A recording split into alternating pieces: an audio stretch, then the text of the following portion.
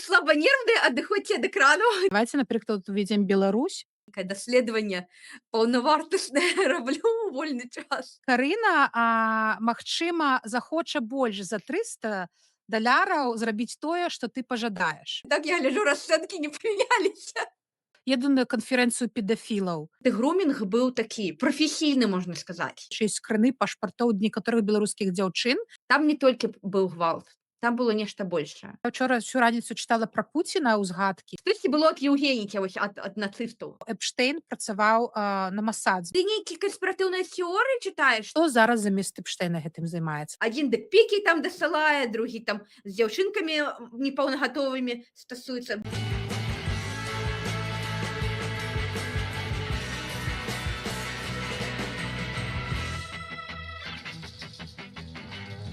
Вітанкі, Яна. Вітаю, Воля, вітаю, гледачы. А мы цябе вітаем, Яна, як бы уже ў новым статусе. Не паспела Яна нарадзіць, яна ўжо зноў у ласкатухах, і мы зноў ласкочам. Так, ужо адна, ужо без свайго малыша. У этэр выходжу. Слухай, ну я яшчэ вось так падумала перад гэтай гутаркай, што мы з табой былі ў трэндзе яшчэ да таго, як усе беларускія СМі пачалі пісаць пра Эпштэйна, таму што вось тут недзе будзе там спасылачка на магчыма, мы з Янай запісалі лепш за плёткі пра Эпштэйна дзесьці ўлетку, яшчэ нават да таго, як абнародавалі ўсе файлы. Мне падаецца, яшчэ да таго, як нават гэтую Birthday Book, яго кнігу з дня народзінаў подпісаў. То бок я паглядзела там дакументалку пра Эпштэйна, мы распавялі пра яго біяграфію, але самыя шакуючыя факты смачныя і шакуючыя і цікавыя яшчэ мы нават не дашлі да гэтага. Таму мы вырашылі запісаць другую частку, а магчыма і трэцюю, таму што гэтых файлаў мільёны і хто ведае, што там ўсплывае. Я ўвогуле з самага пачатку зусім не ведала, што гэта такое. Ты мяне падштурхнула, прапанавала пасля прагляду фільма. Мне падавалася, гэта нейкая чарговая гісторыя. Ну, вось быў нейкі там ідыёт, ёлупень, ну так, рабіў кепскія рэчы з дзецьмі. Я не разумела маштаб, я не разумела, што гэта не проста нейкі дробны выпадак, што гэта настолькі шмат людзей уключана і што гэта яшчэ не канец, гэта па факту ўсё яшчэ цягнецца. І гэта як бы можа кранацца і мяне ў тым ліку, як жыхарку Амерыкі, ды яшчэ і з 3 дзецьмі. Вось таму я пасля таго, як мы пагаварылі, я ўжо пачала патрошкі шукаць, а зараз, як там выпусцілі гэту кніжку дня народзінаў ягоную, яшчэ файлы зараз, я ўжо проста паглынулася, нейкае даследаванне паўнавартаснае раблю ў вольны час. І вось сёння падрыхтавалася таксама. Слухай, ну насамрэч не толькі жыхароў Амерыкі гэта тычыцца, таму што ахвяры дзяўчыны былі вельмі шмат, дарэчы, з постсавецкай прасторы, той жа, якіх ён эксплуатаваў і падбухторваў да там прастытуцыі і гэтак далей. Яны са ўсяго света, гэтыя дзяўчыны. І ўвогуле, сябры, хто вось зараз уключыў, не разумею ўвогуле, што такое Эпштэйн у 3 словах.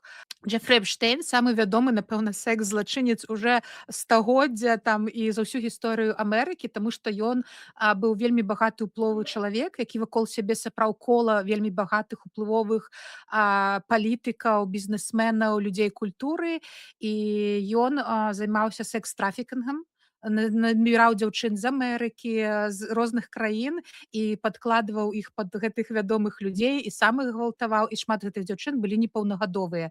Яго арыштоўвалі 2 разы. Першы раз яму далі вельмі маленькі тэрмін, таму што яго там нейкія былі хухры-мухры з урадам ЗША, і яму літаральна далі 1 год у лаяльных гатэльных умовах, хаця былі доказы, што ён гвалтаваў і прымушаў да сэксу непаўнагадовых дзяўчынак. Калі ён выйшаў, ён працягнуў гэтым займацца. Усе вядомыя людзі працягнулі з ім тусавацца, і вось у 2019 годзе его арыштавалі зноў, і ў турме ён загінуў пры загадкавых абставінах, нібыта самагубствам. Гэта вось такая кароткая прэгісторыя. З прыходам Трампа вельмі шмат людзей ціснулі, каб файлы Эпштэйна апублікавалі, і яны доўга-доўга аднеківаліся, але нават самі рэспубліканцы, не толькі дэмакраты, казалі, што ну давайце колькі можна. Раней іх не маглі публікаваць, таму што ж дасюль шлі следчыя працы. Яго была напарніца Гіслэйн Максвелл, якая яму дапамагала, і вось яе там всё судзілі, і таму не маглі як бы апублікаваць гэтыя файлы. А ў 2025 годзе іх уже можна было публікаваць, і толькі нядаўна іх часткамі пачалі апублікоўваць. Вось там літаральна колькі тыдзень таму 3 мільёна файлаў выйшла. Я зараз, ведаеш, хацела, што для нашых сяброў падзяліцца і паказаць, што такое ўвогуле, як гэта выглядае. Вы заходзіце ў Google і пішаце Epstein Files, і сама першы, што ў вас Department of Justice, і туды вы заходзіце на гэтую вось спасылачку. О, наступны тыдзень чальцы кангрэса пабачаць незацэнзураныя файлы, якія апублікавалі. Таму што зараз там цэлымі параграфамі цэлыя старонкі зацэнзурылі і чытаеш, думаеш, а што вы апублікавалі, калі ўсё маркерам закрэслілі? Як бы не Мгм. толькі імёны, а проста ўвогуле, што адбывалася, немагчыма прачытаць. Так, I'm not robot націскаем. Зараз усе смеюцца з гэтага. Ці ёсць вам больш за 18 гадоў? Так, ёсць, а хтосьці там жартаваў. А вы прыгожая, будзе наступнае пытанне. Ладно, вось карацей, вось такія вы заходзіце ў гэту бібліятэку, і вы тут можаце любое слово увесці, якое вам захочацца, і па яму шукаць. Давайце, напрыклад, уведзем Беларусь. Там насамрэч да халеры гэтых файлаў пра Беларусь будзе, мы распавядзем, чаму. Вось 1478 вынікаў. Я учора па гэтых файлах усіх лазіла, і вельмі шмат там было менавіта пра яго там візавыя справы. Зараз я раскажу, чаму. Зараз я стоп-шэринг зраблю. Вось. Ну і, конечно же, першае, я хочу пачаць з гэтай навіны, потым мы працягнем. Шакуючая навіна для ўсіх беларусаў. Нават не тое, што там Эпштейн, магчыма, ездзіў у Беларусь, а то, што Эпштейн сам беларус. Вось, знайшлі такі файл, ён размаўляў, дасылаў там камусьці інфармацыю, сказаў: "Я зрабіў тэст на 23andMe". Это такія ДНК, ты любы вообще амерыканец не толькі можа даслаць там сваю нейкую слюну там ці штосьці на аналіз, і табе скажуць, з якіх ты рэгіёнаў. І вось ён там свайму сябру кажа: "I am from Беларусь", і яшчэ я габрэй. Вось, Яшчэ я да мілы. што? Я напісала: "Я габрэй, я з Беларусі і я мілы". Так, так. Вось. І дзякуй, дарэчы, майму сябру, я не ведаю, ці Ілья паглядзіць гэты выпуск, але ў інстаграме мой сябр сказаў: "А я знайшоў нават генеалагічнае дрэва Эпштейна", вось, і даслаў мне спасылачку. І я палазіла па той спасылачцы таксама. Калі каму цікава, мы пакінем спасылкі і на файлы Эпштейна, дзе іх знайсці, і на генеалагічнае дрэва Эпштейна. І што я знайшла? Што па лініі маці яго бабуля і дзядуля былі з такога мястэчка, якая называецца Малетай. Я не ведаю, хто з Літвы, папраўце мяне. Гэта у той час яны нарадзіліся напрыканцы, карацей, у 1891 годзе вось яго бабуля нарадзілася. І гэта была Віленская губерня, гэта трошкі на поўначы ад Вільні самой. Ну, той час гэта была расійская імперыя, вось. І дзядуля і бабуля адтуль нарадзіліся. Вось.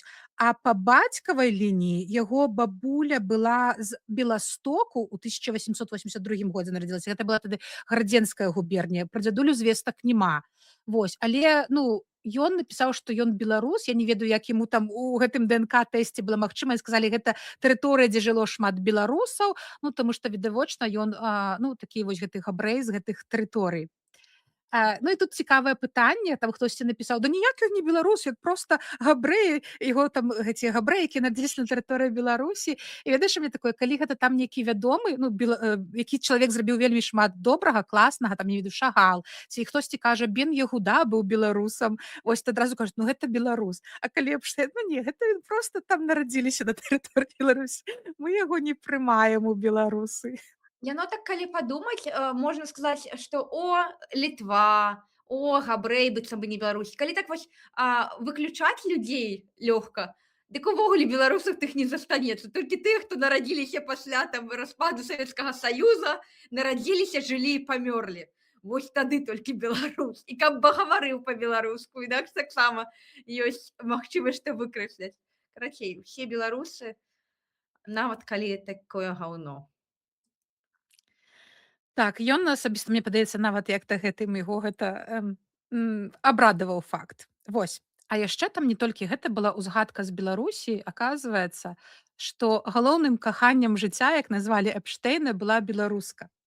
Вось і я, дарэчы, таксама ўвадзіла ее імя Карына Шуляк. Яна дасюль жывая, это дзяўчына, яна жыве ў Нью-Йорку, ёй 36 М, гадоў, і там не была да дзіўна, яна халеры была файлаў. маладая. Не Што? не дзі не дзіўна, прабачце, перабіла. Не дзіўна, што яна яшчэ жыва, таму што ён любіў маладых. Яна таксама не выключэнне, так разумею. У іх Так, вось вялічэзная розніца. я калі загугліла вось у тых файлах Эпштэйна, не загугліла, увяла яе імя, там была вообще ўвогуле вельмі шмат файлаў і самой штосьці знайсці інфармацыю, ну гэта было б вельмі складана, таму я штосьці прачытала ў гэтых файлах, штосьці я ўжо з выданняў там паглядзела ў амерыканскіх выданнях, што пра яе пісалі, што яны знайшлі. Вось і такая інфармацыя, што знайшлі, што Эпштэйн хацеў з ёю ажаніцца і нават хацеў падараваць ёй дыямантавы пярсцёнак у 33 караты і пакінуць ёй па сваёй смерці ўсю сваю маёмасць, якой была насамрэч да халеры, яна вельмі была багатая, той самы востраў прыславуты Секс, багатую кватэру ў Нью-Йорку, у Парыжы, у яго было такое ранчо ў Нью-Мексіка, у гэты Пам-Біч дом багаты, ну карацей всю маёмасць плюс там нейкія яшчэ 50-100 мільёнаў даляраў, каб вось для параўнання свайму брату і той самай Гіслэйн, яго партнершы па ўсіх секс-злачынствах, ён збіраўся пакінуць толькі 10 мільёнаў даляраў. А вось гэтай Карыне амаль усё, вось. І гэты факт, ну, такі ўсіх зацікавіў, што гэта было, ці сапраўды каханне, ці там нейкая незразумелая гісторыя, але таксама вядома, што калі ўжо яго другі раз арыштавалі, за 11 дзён да яго смерці над яго прыязджала ў турму наведаць, а потым перад самай смерцю ёй тэлефанаваў і яны размаўлялі 20 хвілін. Пра тое, як яны сустрэліся, вядома, што Карына Шуляк з Менску, яна навучалася ў медыцынскім універсітэце і вывучала там дантысцкую справу, але яна яго не скончыла і пераехала ў Амерыку ў 2009 годзе. Ёй на той момант было 20 гадоў. Мне падаецца, вось гэтая праграма, у нас так шмат што з універсітэта таксама ездзіў, была нейкая work and travel, дзе калі ты нібыта навучаешся в універсітэце, ну, нібыта ты павінен вярнуцца, і шмат хто гэтым карыстаўся, яны ехалі ў Амерыку і там працавалі, заставаліся. Мне падаецца, гэта вось штосьці з гэтай. Я ў гэты час прыблізна таксама навучалася ў універсітэце, і вось гэта было вельмі папулярна ў тыя часы. Ёсць звесткі, што ён сустрэўся з ёю вясной 2011 года. І я у саміх файлах, конечно, я гэта шукала, і гэта б заняло проста, я не ведаю, тыдні, але ў газеце The Time, падаецца, я вось не памятаю, я магу спасылку на гэты артыкул таксама даць. Я знайшла вельмі цікавы, яны знайшлі ліст, і я вось зараз з ім падзялюся. Карацей, вось такі, што яны знайшлі, што руская некая жанчына напісала Эпштэйну. Яна прыклала фатаграфію Карыны Шуляк і напісала: "Гэта фотаздымак Кацінай сяброўкі і яе новай фрызуры. Яны былі аднакласніцамі ў Беларусі". Пабачце, як цікава напісала беларус. Вось. Ну, зразумела, што расейская яшчэ не напісала Беларусія. Вось. І яна напісала: "Каця свабодная заўтра пасля 3. Карына, магчыма, захоча больш за 300 даляраў зрабіць тое, што ты пажадаеш". Ну, вось магчымая гісторыя, як яны сустрэліся. Можна я Пасля дадам? гэта Можна я давай. трошки дадам кантэксту? Я апошні тыдзень чытала і першую справу Эпштэйна пра тое, як ён увогуле рэкрутаваў, і чаго хацеў ад дзяўчын. І там сітуацыя была капеечна такая же. Ён 2 разы на дзень для сябе, а потым для сваіх сяброў хацеў малалетніх дзяўчын, 17 і маладзей. Ну, галоўнае, каб выглядалі вось зусім так па-тынейджерску. Каб яны прыхадзілі і рабілі масаж. У залежнасці ад таго, наколькі была згодная дзяўчына, масаж быў або ў адзежы, але ён заўсёды быў разапрануты цалкам, ляжаў на масажным стале. Яна рабіла яму масаж, а потым далей ужо ў розных у залежнасці ад таго, на што была згодна дзяўчына, ён рабіў. І звычайна па чарзе з кожным новым візітам ўсё больш і больш як бы інтымныя рабіліся гэтыя масажы. І вось я бачу, што таксама нават час такі самы, там у яго спецыфічная руціна так званая была, калі ў які час апойнтменты гэтыя сустрэчы запісвалі дзяўчын. То бок па запісу яны прыходзілі як да доктара. Вось і я бачу тое самае. І дзяўчынам тым ён плаціў ад 200 до 500 даляраў, вось у залежнасці таго, што рабілі. І вось звычайны кошт быў 300 даляраў. Вось як у 2015, так я гляджу, расцэнкі не памяняліся. А яшчэ не толькі ён там на месцы іх неяк рэкрутаваў, калі вось да першай яго справы ён увогуле там па школах, тая Гіслэйн хадзіла і пад школамі карауліла гэтых дзяўчынак. А яшчэ яны потым выйшлі на міжнародны рынак, і ў яго былі ў розных кропках такія, ну, суценёры, як яны называюцца. Нават некаторыя працавалі ў мадэльных агенцтвах, яны мелі. Там вось імя нейкі Брунел з Францыі, там нейкі Даніэл Саід узгадваецца. Вось, і яны ездзілі па краінах, напрыклад, усходняй Еўропы, знакоміліся там з дзяўчынамі, прапаноўвалі мадэльную кар'еру, казалі, ты прыедзеш у Амерыку. Яны дасылалі Эпштейну пашпарты, і вось там, дарэчы, ёсць скрыны пашпартоў некаторых беларускіх дзяўчын. Вось, таксама я знайшла сама e-mail, калі ўвяла Беларусь, дзе гэты вот Даніэл Саід напісаў Эпштейну: я зараз з дзяўчынкай з Беларусі, скайп, пазвані мне па скайпу, вось, яе завуць Анастасія. Ну, то бок ён ім паказваў, яны даслалі ці голыя здымкі, ці па скайпу і голымі паказвалі, і там Эпштейн казаў, так ці не так. Там у нас ёсць мерзотныя файлы, дзе ён абмяркова казаў, якія там у іх грудзі, ці ок, ці не ок, ці там што яму падабаецца. Ну, карацей, і яны вось проста, я не ведаю, якімі колькасцямі, тысячамі гэтых дзяўчын заманьвалі ў Амерыку з бедных краін звычайна, што допустим, там прапаноўвалі нейкую мадэльную кар'еру, вам віза, вам вы застанецеся ў ЗША. Вось. З Ну і вот такога так, да. з такога цікавага, што не толькі вось гэта Ghislaine рэкрутавала, самі школьніцы атрымлівалі грошы за тое, каб рэкрутаваць сваіх сябровак. Напрыклад, адна там гісторыя была, што дзяўчына сама зацяжарыла пасля гэтых масажай, і яна працягнула падчас цяжарнасці рэкрутаваць. І яна атрымлівала там не 300-500 даляраў на дзень, а па 100 даляраў, проста за тое, што падсоўвала сябровак. І так урэшце, дарэчы, раскрылася справа, што адна дзяўчына заўважыла, што гэта ўвогуле адбываецца, і дзяўчына была з добрай сям'і, і яна як бы ўжо расказала бацькам, і ўжо бацькі ўзяліся за гэту справу сур'ёзна. Таму што звычайна ў такую сітуацыю траплялі дзяўчыны, у якіх бацькі не клапаціліся пра іх, і ўвогуле нават адна маці не заўважыла, што яе дзяўчынка там з 4 middle school, з 4 па які 6 клас перастала хадзіць у школу. Таму што яна вырашыла, гэта дзяўчына, што навошта ёй хадзіць у школу, калі яна такія грошы зарабляе кожны дзень. Яна падсела на наркотыкі, яе падсадзілі на наркотыкі. Ну, карацей, это пра тое, што не толькі вось праз вось гэтыя афіцыйныя кругі, яны яшчэ і вось гэтых пасрэднікаў у саміх школах шукалі, каб знайсці, хто вось такі больш уразлівы. Менавіта я глядзела інтэрв'ю з гэтымі ўжо дарослымі дзяўчынамі, і яна сказала, да, я прывадзіла сябровак, і мне зараз як дарослай жанчыне гэта сорамна, а ў той момант я была ўразлівая, мне бацькі там якімсь наркаманы былі, мне не было што есці, і я думала, і ён першы раз яна прыйшла, і ён яе там прымусіў да секса, згвалтаваў і сказаў: ну, а ты просто прывозь, ты атрымоўваеш 200 даляраў, цябе нават сексуальна ніхто не чапае. Яна такая, лёгкія грошы, і яна прывозіла. Яна казала, у той момант я не разумела. А хтосьці казаў, а яны пра мяне клапаціліся, яны былі як мне сям'я, а яны ж такія былі ветлівыя, гэта не проста нейкія там, я не ведаю, стрэлы парка суцянёры, яны ж такія вось багатыя, ветлівыя, і яна чула, што мая сям'я там алкашы, пра мяне клапоцяцца, ну, а хай там мяне мацаюць, яны хай падкладваюць, але ж яны пра мяне клапоцяцца, грошы даюць там, а ці ты паела сёння, пытаюцца. Маі бацькі б такога не пыталіся. Ну, то бок у такім узросце нават 16 гадоў, з аднаго боку нейкі дарослы чалавек, з іншага гэта вельмі дасюль уразлівыя дзяўчыны. Я лічу, нават у 18 яшчэ ты вельмі да такіх вось сітуацый можаш, тебе можна вельмі лёгка гнутка у нейкі ці іншы бок пераманіць. Ну, я заўважыла вось па апісаннях ахвяраў, што яны вельмі хітра нарошчвалі градус вось гэтага сексуальнага гвалту. То бок я не бачыла з апісанняў, каб вось рэальна прымусілі, вось у першы на пачатку вось.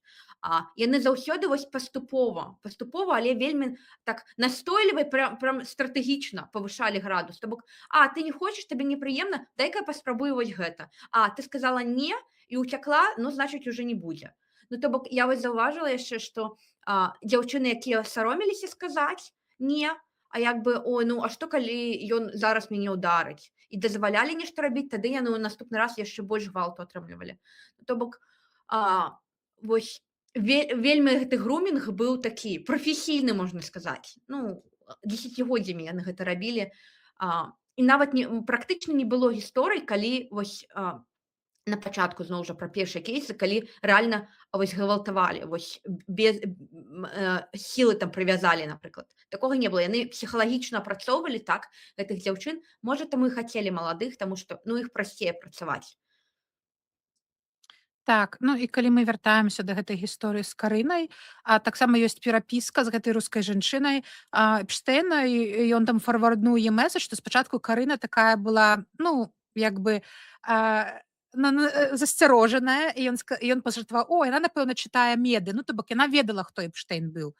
Але, нягледзячы на гэта, у іх усё роўно развіліся стасункі, і там ён ёй дапамог, працягнуць, ён яе ўніверсітэт у Нью-Йорку, ну, як бы аплаціў ёй, яна скончыла сваю адукацыю, яна там нават працоўвала яго асістэнтка, яны вельмі шмат разам вандравалі, там вельмі шмат файлаў, калі я глядзела, там было такое, напрыклад, ой, у Карыны з Беларусі, у яе няма візы, як ёй паехаць у Манака, ну, напрыклад, ён яе там на вандроўкі браў, былі перапіскі, што яна яго моцна раўнавала, але ён там адказваў ёй: «Ну, я ж табе казаў, што вакол мяне будуць заўсёды жанчыны, тыпу, ці змірыся, ці ідзі нахер».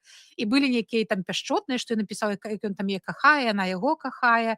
Вось, таксама ён дасылаў грошы яе бацькам, знайшлі шмат транзакцый у Менск, ён там і 25 тысяч, і 30, і зноў там 35, щось такое дасылаў. Яе бацькі прыязджалі сюды у Нью-Йорк, і бацька нават катаўся там на нейкім верталёце з Эпштэйнам, прямо ў 2019 годзе перад самым арыштам прыязджалі.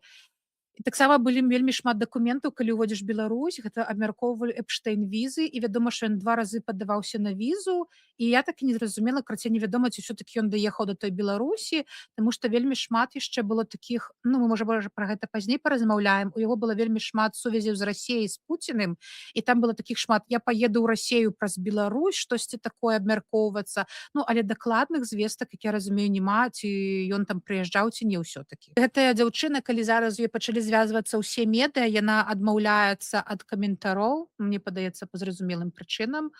Вось, але яна лічыцца адной з самых такіх адданых, яго падтрымлівальніцай, я не ведаю, як сказаць, якая яго заўсёды падтрымлівала, была побач з ім, да.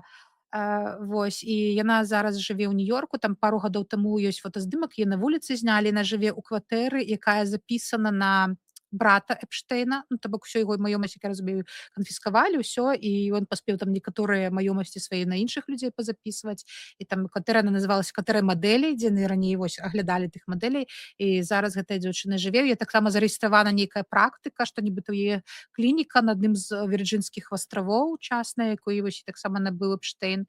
Ну, вось усё, што пра яе вядома, і пра ўсе сувязі з Беларусю. Давай перайдзем тады ўжо да разгляду таго, што ў файлах тых, у новых выйшла, і як гэта тычыцца там усіх не толькі амерыканцаў, таксама пра тое, што там не толькі быў гвалт, там было нешта большае. Ну вось што я хацела б, вось каб мы не стваралі ўражанне, што ўсе, хто там былі пазначаны, усе нейкія крыміналы. Таму што такая сетка камунікацыйная ў яго была такая вялікая, што ну проста там практычна ўжо няма таго, хто там пра каго не камунікавалі, з кім не сустракаўся.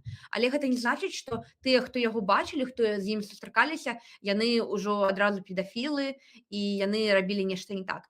Але вось я хацела пра некалькіх людзей, якія мяне здзівілі, што яны ўвогуле камунікавалі з ім, даследаваць, што канкрэтна яны рабілі, што пісалі, ці былі нейкія намёкі, што яны ўвогуле разумеюць, што ён за чалавек і што ён робіць, таму што яго асноўная дзейнасць, вось гэта была скінёрства фактычна, прастытуцыю арганізацыя і педафілія, а таксама, калі ўжо нават гэта ў бок пакласці, ён займаўся фактычна фінансавымі махінацыямі. З падаткамі, то бок гэта таксама я пабачыла там дакументы, дзе там некаторым яго кліентам дасылалі запыты з ФБР пра тое, што яны знайшлі, што, напрыклад, яны ўкланяліся падаткаў, ствараючы, напрыклад, сабе life insurance, premium private life insurance, і гэта як бы ты туды складаеш частку грошай, і яны там растуць, і калі яны там вырастуць, яны без падаткаў могуць быць сняты. То бок такія вось схемы, ён быў агулам вось такі добры матэматык, але выкарыстоўваў гэта, ну вось каб дасягнуць таго, што ён хоча, або таго, што хочуць людзі, на якіх ён працуе. Гэта асобная гісторыя пра всякую гэтую агентуру. Ну, ладно. Давай можа нейкія кейсы разглядзім па чарзе. Ты нешта падрыхтавала пра некага? У меня есть 2 А, ну кейса. ну так, я, дарэчы, вельмі цікава, літаральна сёння я ў сябе ў сторыс запосціла і бачыла такую таблічку, Wall Street Journal апублікаваў. Там вось калі пачаў там Эпштэйн нетворкіцца і да яго смерці, і жоўтай лініяй, калі яго першы раз арыштавалі. І потым усе вядомыя людзі, якія працягнулі з ім пасля арышта, ліставацца, то бок яны, ну, вялікі шанец, што ведалі, што ён быў арыштаваны за педафілію, за секс-трафікінг і ўсё гэтак далей.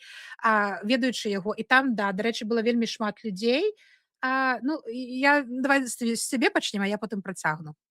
Ну вось я таксама не бачу, я вось таксама не бачыла гэты артыкул, але для сябе я падумала, што камон, 2005 год, 2006 яго ўжо афіцыйна судзілі, сказалі ўсё, гэта вось секс-аб'юзер, зарэгістравалі яго. Як вы можаце працягваць стасавацца, як быццам бы нічога не здарылася? Это ўжо таксама кажа нешта пра гэтых людзей.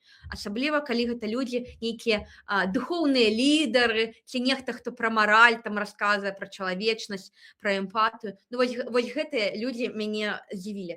Што я знайшла сярод гэтых файлаў,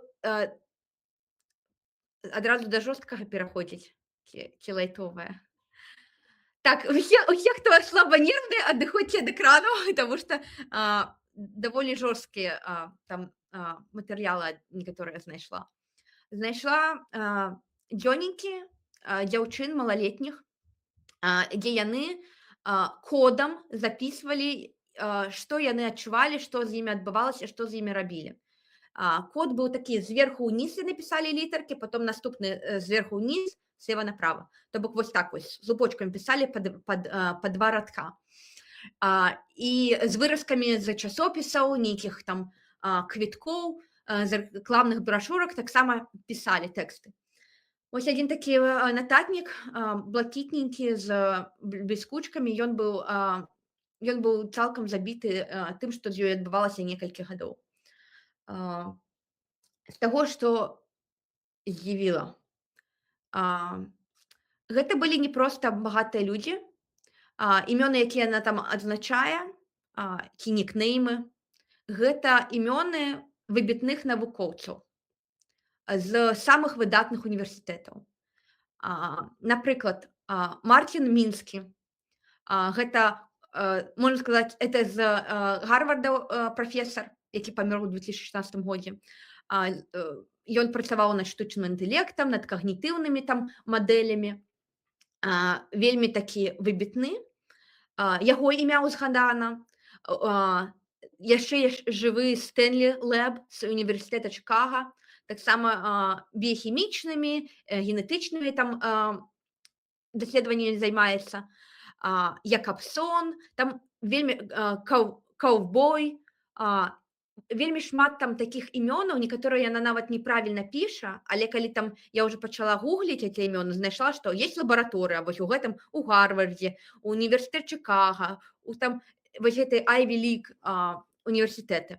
І што яны там рабілі, і яна там плача, расказвае, што я ненавіджу гэтага, ён мяне так называе, ён рабіў гэта.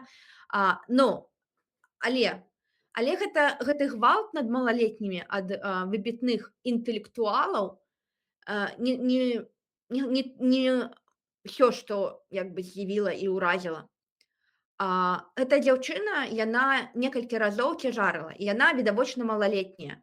Чаму відавочна? Таму што мне проста вынасіла мозг, калі я чытала. Таму што відавочна, што гэта чалавек, які ўсё яшчэ не разумее, што мяккая ігрушка гэта недастатковая прычына, каб цябе, напрыклад, у прыватных частках дакранацца ці рабіць гвалт. А яна там апісвае, што ну вось сёння да мяне ставіліся добра. Хачу, каб яны яшчэ не рабілі свае гульні, як раней, хай бы так працягвалася. Мне падарылі мяккага жырафа. Ну, то бок ты чытаеш такі пра бацькі, ты бачыш выразкі з УЗІ цяжарнага, потым ёй робяць, яна кажа, нейкія балючыя працэдуры, не рабіце мне больш, я стамілася іх рабіць. Адна цяжарнасць, другая цяжарнасць, а потым чытаеш, што там мяккі жыраф. Ці што яе пагладзілі і проста паляжалі побач з ёй паміж мужчынай і жанчынай. Вось яна ляжала, і яна кажа, як было прыемна, што ўнутры мяне блізкі чалавек і збоку блізкія людзі, і потым ты разумееш, што то бок вось гэтыя моманты паміж гвалтамі яна не адчувала, што гэта ненармальна. То бок і такое адчуванне было, што гэта чалавек, які ну зусім маленькі дзіцёнак, які як яна кажа, дарослыя гульні яе навучылі рабіць. Што гэта правільна, ёсць правілы, ты робіш правілы, яна баялася парушаць правілы. Такое адчуванне, што гэта дзіцёнак, якога выхавалі з ранняга маленства ў нейкіх правілах, у нейкай изаляцыі. Яна расказвае пра тое, што ёй адмысловую ежу давалі, яна не скасавалася ні з кім. Яна там у нейкай радок быў, што ну чаму добра граць на піяніна, гэта дастатковая прычына, каб казаць, што ў мяне добрыя гены. Чаму ўвогуле вы гаворыце так шмат пра гэтыя гены? Што такое гены?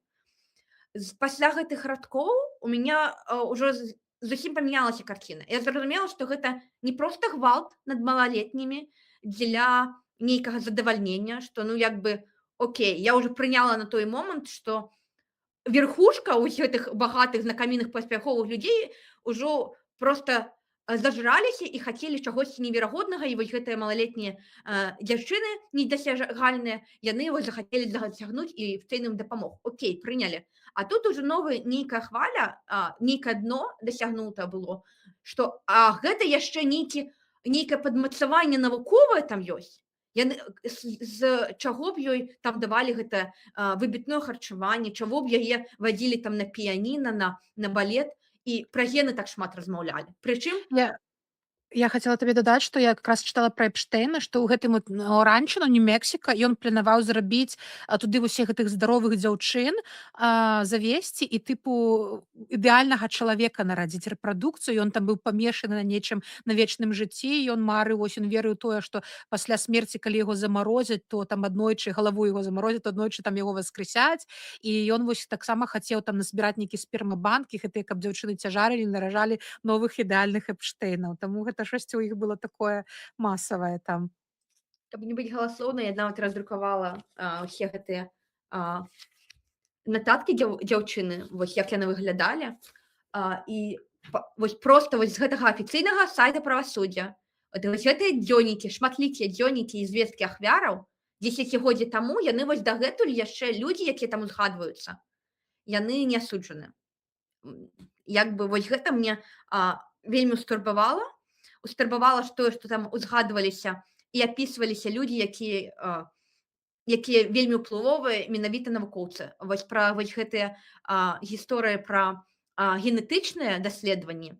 Я паглядзела, што адзін чалавек зноў жа з Гарвардскага універсітэта, Новак, быў адзін з добрых сяброў, і ён таксама займаўся вось гэтымі даследаваннямі генетычнымі. Вось, і ён матэматык таксама быў. І іх там шмат перапісак вось пра гэтыя матэматычныя мадэлі, звязаныя з паляпшэннем генома. І як бы гучыць як канспіратыўная тэорыя, але вось канспіратыўныя тэорыі ўжо блекнуць на фоне вось гэтых афіцыйных матэрыялаў па справе Эпштэйна з афіцыйных сайтаў. Таму вось згадкі гэтай дзяўчыны, там не адзін дзённік, там і расшыфраваныя і фатаграфіі, дзе малалетнія дзяўчыны відавочна ў такіх каля сексуалізаваных там сцэнах з вядомымі людзьмі, якія людзі вось квадрацікамі закрыты, нават не толькі ахвяры як бы закрыта, нават незразумела, чаму вось абараняюць вось гэтых, хто мусіць быць пакараны. Іх таксама хаваюць. І ўсе гэтыя доказы фактычна, яны вось у адкрытым доступе, і відавочна, што гэта не проста маштабная педафілія, гэта яшчэ і нейкая ідэалогія там звязана з вось гэтым. У іх там штосьці было ад Еўгенікі, вось ад нацыстаў сапраўды. Вось. Гэта жудасная гісторыя. Мы пакінем у апісанні назвы файла можа быць, не спасылка, а вось там все файлы, яны пад кодавымі назвамі і FTA, а потым вялікі нумар. І каб не шукаць па слову, таму што па слову будзе вельмі шмат рэзультатаў выкідвацца, і практычна немагчыма ўручную гэта праглядзець усё. А калі даць вось назву файла, можна проста назву файлу забіць у пошукавік і ўжо адразу зайсці, напрыклад, на дзённік ці расшыфроўку дзённіка, ці там на нейкую фатаграфію. Па фатаграфіях увогуле цяжка шукаць, таму што фатаграфія яна проста вось ёсць, ты не можаш адшукаць ніякага тэкста на ёй. Таму гэта вось амаль як выпадкова можна толькі знайсці фоткі, калі твой рэальна праўз кожны дакумент уручную праходзіш. Вось мы пакінем вось на дзённік і на расшыфроўку яго назву. І вось, дарэчы, з фотаздымкаў самы, які разляцеўся, вядомы. Мы ўжо пра гэтага уже экс-прынца Эндрю размаўлялі апошні раз, таму што было шмат сведчанняў, што ён займаўся там сексам з непаўгадовымі і быў на гэтым востраве і ўсё. І якраз як ведаючы накануне, ён, канешне, потым ўсё адмаўляў, калі гэта казала проста дзяўчына, сведкі падавала, усе сказалі, што это нейкая прастытутка, што вы ёй верыце, вось. Але уже калі вось былі павінны апублікаваць файлы Эпштейна, ну там уже ў гэтым каралеўскім двары адчувалі, што там будзе трэшак пра гэтага прынца, і яго лішылі звання, і ўжо ўсё, ён не прынц, там яго ў нейкую ссылку адправілі, вось. І самы вядомы здымак, які вы, напэўна, бачылі, я, напэўна, устаўлю сюды, дзе ён там стаіць на чацвярэньках над нейкай дзяўчынай, незразумела, што дзяўчына жывая, мёртвая, без сазнання, і ён там глядзіць у камеру, ну, карацей, такая крыповая фотка. Таксама мне пра гэтых вядомых людзей цікавы факт пра адказнасць, што Трамп сказаў собственноручна, што ніхто, акрамя уже хто віноўны арыштаваны, гэта вось Эпштейн, Гіслейн, астатніх там ніхто не віноўны, няма каго пераследаваць, мы не будзем гэта справы адчыняць. Але там ёсць имейлы з замазанымі, ад каго яны, якія пішуць Эпштейну: твая самая маленькая дзяўчынка была сёння такой гарэзлівай, там ці штосьці там пра 9гадовую гвалт дзяўчынкі. І вось пытанне, навошта вы замазалі гэтыя імёны, пакажыце, хто гэта быў, ці нам не пакажыце, расследуйце гэта. Ну, ёсць там шмат такіх вось крыповых, менавіта вельмі маленькімі дзяўчынкамі. Таксама цікава, што калі яшчэ не апублікавалі файлы Эпштейна, шмат людзей, якія нібыта павінны былі асацыяваліся раней з Эпштейнам, пачалі казаць: да я вось только да яго першага арышта размаўляў, потым сёння якіх стасункаў не было. Я учора глядзела вельмі смешнае відэа, ёсць такі міністр гандлю, яго завуць Ховард Лютнік, ён пры Трампе, Трамп яго назначыў. Ён быў суседам Эпштейна ў Нью-Йорку. І ён распавядаў там на нейкім падкасце, кажа: ну вось мы з жонкай прыйшлі да яго пазнаёміцца, мы толькі пераехалі, гэта 2005 год, яго яшчэ туды не арыштавалі. І мы пагрукаліся, ён адчыняе дзверы, там пасярод комнаты масажны стол. Massage table in the middle of your house? How often you have a massage? І я першая сказала: ой, а що це там масажний стол? А Епштейн мне, щоб моя ще й жонка почула на вушка, сказав: ну, типу, спеціальний масаж. Намікнув. Ми з жонкою побігли оттуда, і ніколи вирішили, що з гэтим пачварним вичверенцем ми комунікувати не будемо. That I will never be in the room with that disgusting person. Что ви думаєте? Выходзяць файлы Эпштейна, e-mailы ад Лютніка, дзе яны камунікуюць пасля арышту, пасля той сітуацыі, дзе ён сказаў, нібыта ён вырашыў ніколі ў жыцці не камунікаваць, і нават з дзецьмі да яго на востраў на вячэру прыязджалі з жонкай, з дзецьмі. Ну, то бок яны ўсе такія вось брахлівыя, што гэта проста, я не ведаю, мне хочется ванітаваць. І тое самае, пра Біла Гейтса цікавы кейс. Карацей, Біл Гейтс ёсць у файлах Эпштейна. Як ён выглядае? Эпштейн адправіў сам сабе ліст, у якім ён напісаў, што Біл Гейтс спаў з нейкімі рускімі дзяўчынамі, заразіўся ад іх венерычнымі хваробамі, і потым пытаў у Эпштейна, як яму жонцы яго падсунуць антыбіотыкі, каб гэта яна не заўважыла, што яны там падзялілі ўжо гэтыя венерычныя хваробы. І гэта вельмі дзіўна выклікала, навошта Эпштейн сам сабе гэты ліст адправіў. І ёсць такі быў разбор, што Эпштейн шантажаваў Біла Гейтса, таму што Біл Гейтс у сваіх вось там таксама нейкіх там падкастах казаў, што я ад яго яго пасля там некага 2005 года адстраніўся і кажуць, што магчыма, Білл Гейтс вырашыў з ім не мець справаў, і Эпштейн сказаў: «А у мяне ёсць на цябе кампраматик, ну-ка працягвай мець са мной справы», таму што пасля гэтай гісторыі Білл Гейтс перавёў $2 мільёна у благачынны там фонд Эпштейна. Ну, таму як бы тэорыя, што Эпштейна быў кампрамат на Білла Гейтса, ён яго шантажаваў. І потым бралі інтэрв'ю жонкі Білла Гейтса, сказала, што гэта ўсё, она была ўжо гэтая жонка, гэта ўсё брыдка, і што ну яна дала паняць, што магчыма гэта праўда была. Вось, таму што она сказала жэсць, што там з вядомых людзей яшчэ цікава, што людзі, якія былі не ў ЗША, у Еўропе замешаныя там, напрыклад, той жа прынц Эндрю, яго лішылі гэтых. Таксама той факт, што проста яны камунікавалі з Эпштейнам, ведаючы, што той педафіл, гэта як яго Мендельсон, яго брытанскі пасол у ЗША, яго знялі з пасады. Таксама былі там замешаны дарадца славацкага прэм'ер-міністра па нацыянальнай бяспецы, яго знялі з пасады. То бок усіх людзей, якія проста ведалі пра Эпштейна і камунікавалі, з імі знялі з пасад. У ЗША нікога не знялі, міністр гандлю нікога не даследуюць, і ўвогуле Трамп сказаў: «Усё нармальна». Перагарнулі старонку. Да, перагарнуліся. Яшчэ там вельмі смешна пра Ілана, хочаш ты расказаць? Ну давай, про Илона. Я так само. Илон постоянно напрашивался до Эпштейна на остров, при гэтым офіцыйна публічна казаў, што не, мне ўвогуле такое не цікава. Вось 2012 год, Раство, раніца. Звычайна тут на раніцу на Раство дзеці падарункі раскрываюць, ядуць з бацькамі нешта салодненькае, а Илон піша Эпштейну: у цябе вечарына нейкая не запланавана часам? Я вар'яцкі працаваў весь год, і я толькі я вар'яцкі працаваў весь год, і як толькі накіруюцца дадому пасля Раства дзеці, я вельмі хачу аtarвацца на востраве Сан-Барца, это востраў Эпштейна. Буду вельмі ўдзячны за твоё запрашэнне. Мірны адпачынак на востраве – гэта супрацьлегла ад таго, што б я хацеў. Вось уявіце. І гэта вось чалавек з дзецьмі сидзіць дома, і вось пра гэта піша на Раство, на сямейны, самы такі важны, самае важнае свята такое ў Амерыцы. Пачакай. А Эпштейн адказвае тутака ж праз 3 гадзіны ўжо. То бок Илон напісаў гэта ў 7 раніцы, а Эпштейн адказвае яму ў 10 раніцы таксама на Раство. Зразумеў? Сустрэнемся на востраве Барнс. The ratio, суадносінне, як бы прапорцыя, на маём востраве можа зрабіць Талілу некамфортна.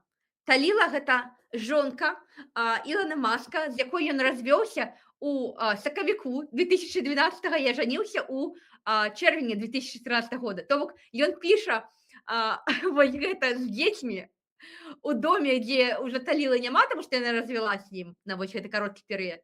Але Эпштейн як бы адказвае, што гэтай Таліле можа быць некамфортна ад таго, якая вось прапорцыя, незразумела паміж кім і кім. Але такое адчуванне, што там усе як мінімум здагадваліся, што адбываецца на востраве і што гэта за прапорцыя. Я не веру, што такія разумныя людзі маглі не здагадвацца. Гэта вось пра тое, што заплюшчылі вочы, таму што было зручна. Або не было выбара, вось як у жонкі Ілона. Вось яна ажанілася, а потым зразумела, што можа адбываецца. Ну, гэта ўжо домыслы, але як бы зразумела, што пра гэта ўсё ведалі. Вось.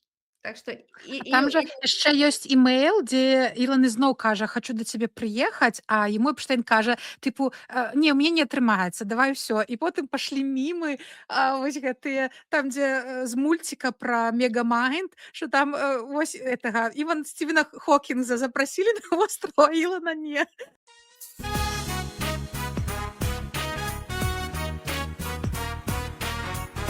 Ілон такі лузер, що його навіть Епштейн не хацеў на востраў потым запрашаць. Ці там імейл быў, дзе таксама напрошваецца, кажа, я буду там прыязджаць у Нью-Йорку, нейкія даты, ці ёсць у цябе для мяне нешта. Гэты Эпштейн дасылае Гіслейн, типа, разбярыся з ім. А потым Гіслейн адказвае Ілану кшталту, што ну вось на жаль, у нас такі цяжкі перыяд, там не атрымліваецца. Ну і так вельмі ветліва на тры радка. А ты просто разбярыся з ім, просто каб ён адваліў ад нас. Настолькі неёмкі гэты чалавек. Дарэчы, ну, яшчэ з вядомых людзей, Вуді Аллен там быў згадан, і Эпштэйн, калі ехаў у Парыж, ён напісаў тыпу штосьці такое, еду на канферэнцыю педафілаў. Ну, Вуді Аллен вядомы таксама, які любіць там вельмі маладых дзяўчын, і ён сябраваў з Эпштэйнам. Вельмі шмат я увела Воля, про Вуді Аллена, калі кажам, тут просто такі гэта вядомы кейс, калі ну яго ж жонка, гэта ягоная дачка, якая была удачэрына. Ён яе ведаў, з 10 лет акучваў фактычна, а потым яны ажаніліся. То бок ён там вядомы, можна сказаць, педафіл, легалізаваны, і гэта ніяк не сказалася на яго кар'еры. У нас вось такая культура, што прафесія асобна, а вось гэта ўсё асобна. У нас быццам бы не асуджаецца. Хаця гэта вось дзіўна, што за некаторыя рэчы вельмі жорстка б'юць, там з пасадаў сымаюць, а вось за тое, што ажаніўся на сваёй дачцэ малалетняй, як бы нічога не здарылася. Таму Вуді Аллен увогуле не дзіўна, што ён мог і ўдзельнічаць, і падтрымліваць, таму што для яго гэта нармалёва, што малалетнія дзеці быццам бы могуць за сябе адказваць і выбіраць нешта. Дарэчы, яшчэ цікавы факт, зараз не ўзгадаю прозвішча гэтага рэжысёра фільма «Меланія», дакументалкі, але ж яго выгналі з Галівуда падчас руху «Мету», і яго Трамп, ну ці хто там, Амазон, Трамп ці Меланія прапанавала наняць яе фільм, зрабіць дакументалку, і ён таксама ёсць у файлах Эпштэйна на здымку, ён сядзіць там з нейкай дзяўчынай, з Эпштэйнам, і калі журналісты да яго звязаліся, яны сказалі: «А што там за дзяўчына?» Ну, яна там была не паўнагадовая, ці ён такі: «Гэта была моя невеста». Ён кажа: «Ну так, а вы ажаніліся з той невестай?» «Нет, мы з ёй разашліся». І кажа: «Так як імя гэтай дзяўчыны?» «Я не хочу гэта казаць».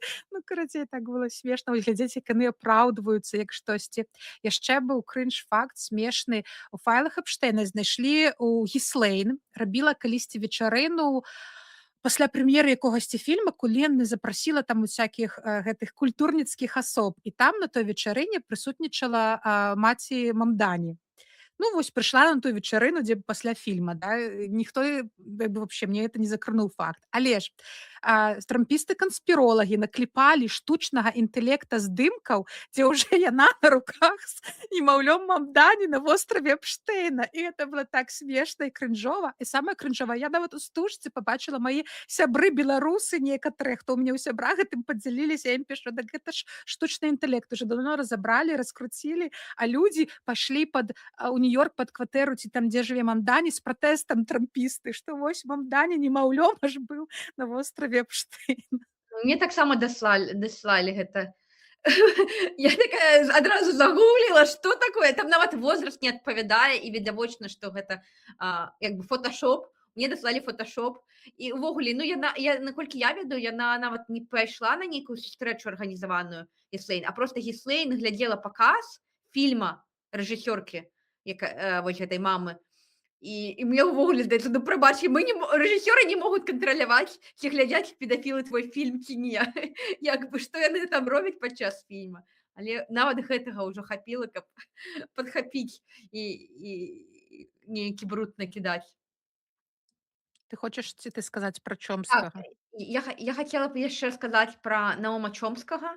Это вось таксама, можна сказаць, сярод крашаў, таму што ягоныя працы, вось ягоную кнігу адну я чытала, і яна так памяняла мой светапогляд. Ну, то бок ён такі вось інтэлектуал, які быццам быў супраць амерыканскай палітычнай сістэмы. Ён вось за сацыяліст, ён вось такі за ўсіх людзей, за роўнасць, за вось гэты працоўны клас. А ў той же самы час у яго былі вельмі добрыя, я б нават сказала, яны не лепшыя сябры былі. У іх перапіскі там з Эпштэйнам такія вельмі глыбокія, сяброўскія, і за парадамі. адно да аднаго звярталіся. І нават пасля таго, як яго Эпштейна ўжо асудзілі, яны ўсё яшчэ працягвалі перапісвацца. У нейкі момант Эпштейн пісаў ліст доўгі такі, прасіў парады у Чомскага, як вось выстаяць у гэтай навале медыа, якая быццам бы скідвае бруд на Эпштейна. І Чомскі, вось гэты інтэлектуал, ён кажа: «Ой, як шкада, што на цябе так шмат бруду кідаюць». Вось гэта ўся сітуацыя з жанчынамі, якіх быццам бы там на працы гвалтуюць, яна выйшла з-пад кантролю, уже все, каму не лянотна, накідваюць на мужчын, і ўжо нават калі ты просіш доказы і пацверджанні, што жанчына не брэша і не робіць себе хвару, ты ўжо быццам бы вораг. Гэта вось Чомскі як бы фактычна кажа, што ой, мяне ўжо стаміла вось гэта гісторыя з жанчынамі-ахвярамі, і ён падказвае Эпштейну, што ай, ты ігнаруй, на мяне таксама шмат чаго накідвалі падчас жыцця, лепей ігнараваць, пакуль няма нейкіх вось легальных справаў і да цябе не прыходзяць каментароў. Вось. І ў той же самы час у парадзе вось гэтай у лісце Чомскі кажа: парай ты мне, што мне рабіць, каб маю жонку Валерыю дзеці не засудзілі і каб не адсудзілі грошай, таму што там арызонскія законы могуць яе пакінуць без нічаго, як вось гэта ўсё абысці легальна. Ну, то бок, у іх такія вельмі шчыльныя стасункі, што відавочна, што яны могуць даверыць вось такія і легальныя справы, нейкія асабістыя адно аднаму, што я не веру, што ён не ведаў, Чомскі, пра тое, чым займаецца. Нават не то, што не ведаў. Это афіцыйная інфармацыя была, за што яго судзілі, што ён малалетніх прымушаў да прастытуцыі фактычна. І я не ведаю, як інтэлектуал з такімі маральнымі каштоўнасцямі, які ўсё жыццё паклаў на тое, каб быццам бы дапамагаць працоўнаму класу, у нармальных стасунках працягвае дапамагаць парадамі чалавеку, які вось гэты працоўны клас дзяўчын самых уразлівых малалетніх з гэтых вось бедных сем'яў эксплуатуе, таму што выгадна, вось за капейку выкарыстоўвае вось гэту сітуацыю іхную. І Чомскі як бы працягвае з ім вось гэта інтэлектуальныя размовы. Для мяне вось гэта быў шок, але я яшчэ там недастаткова пачытала, бачыла нейкія там узгадкі, што типа, што вы здзіўляецеся, Чомскі быў такі. Ну, такі на асабістым узроўні не анёл.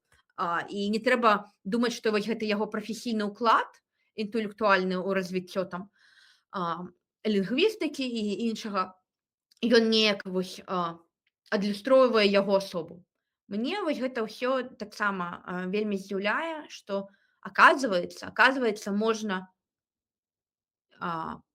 пісаць нейкія тэорыі, разважаць пра мір ва ўсім свеце, і пры гэтым у момант, калі ты бачыш несправядлівасць, вось тут, вось сапраўдную, не на паперах, не нейкую там абстрактную несправядлівасць, а вось тут блізка, ты як бы працягваеш, ладно, працягваем, вось як Чомскі кажа, я сустракаўся і з крыміналамі, і вайсковымі там злачынцамі, і я ні аб чым не жалею, і я ні аб чым не шкадую.